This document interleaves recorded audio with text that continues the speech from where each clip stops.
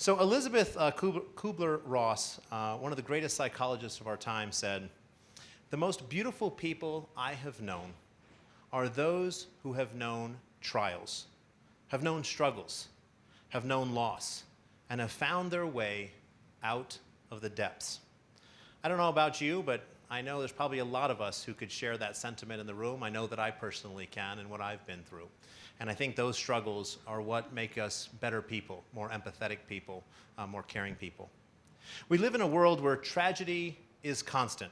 We turn on the TV in the morning news and the horrors show on the screen from across the world.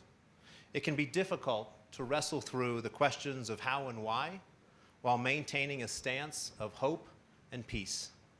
When we are faced with adversity, we have a choice of how we want it to affect us. A choice to let it change us for the better or for the worse. I believe that true courage is standing face to face with tragedy and letting it change you for the better. Yes, you can stand face to face with tragedy, and yes, it can change you for the better. With this courage, we are then able to use the hardship to truly make an impact on others around us. It can become a ripple effect if we let it, where we are able to become stronger and in turn empower others to do the same. We face challenges in our community every day. One example is suicide. I don't know if you know or not, but in Colorado, we are sadly seeing a rise in suicide throughout the entire state. According to the Denver Post, Colorado's suicide rate is one of the highest in the country, even though on average, everyone I meet is pretty happy, right? And we enjoy life and we're positive about the future. Yet we have one of the highest suicide rates in the country, and it's continuing to increase. In 2016, the Colorado Health Foundation reported 19.4 suicides to every 100,000 residents, compared to 16.5 in 2007. These are real challenges that real people throughout our state are dealing with every single day. I know I've recently, in the last year alone, lost some friends to suicide, and these are people in their mid-40s that seem like they have everything going for them on the outside, yet somehow inside they're hurting. Thankfully, many have chosen to stand up against these types of adversity. Darrell Scott, founder of Rachel's Challenge and an international author and speaker, is one of these very people. Darrell's daughter, Rachel, was a victim of the Columbine school shooting on April 20th, 1999. I think that's one of those dates for people who were living in Colorado specifically at the time. You remember where you were on that day. Same thing with 9/11. When you heard the news, where were you? What was going on?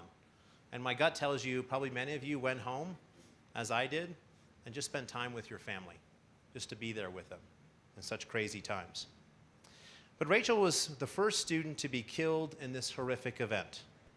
After her death, classmates and friends began reaching out to Rachel's parents, telling story after story of how she cared well for others around her. Rachel's kindness extended far and even helped save a classmate from taking his own life. That's a life well lived. These stories are what founded Rachel's Challenge, a nonprofit organization that advocates and works hard to replace bullying and violence with kindness and respect towards all.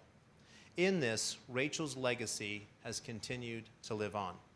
According to the National Center for School Engagement, 160,000 students skip school daily for fear of being bullied. 160,000 in a given day for fear of being bullied. Rachel's Challenge has equipped schools and businesses around the country to become safer and more connected, as well as enabled millions of people to promote change by involving the entire community in the process. Rachel's Challenge has reached more than 1,200 schools and businesses with over 1.5 million people involved in the programs. Because of Rachel's legacy, over 150 suicides were averted, and with a noticeable decrease in bullying and violence, while community service and acts of kindness have just continued to increase. Darrell Scott has truly worked on behalf of his daughter's life and legacy to to make the world a better place. Please help me in welcoming Darrell to the front.